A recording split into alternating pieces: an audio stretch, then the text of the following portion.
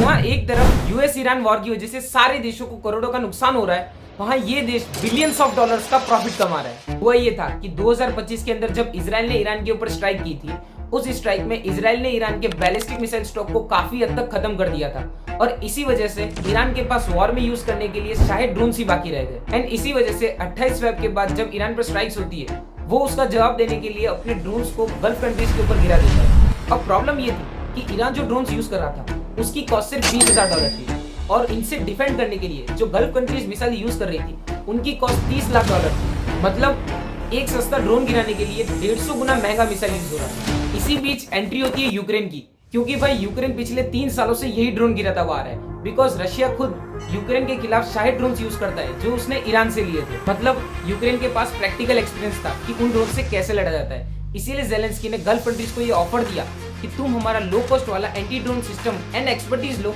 And बदले में तुम्हारी एक्सपेंसिव मिसाइल्स हमें दो। एंड इस तरह जेलेंस्की ने गल्फ कंट्रीज के साथ 10 साल की डिफेंस डील साइन की एंड इस वॉर की वजह से बिलियंस ऑफ डॉलर्स का प्रॉफिट कमाया।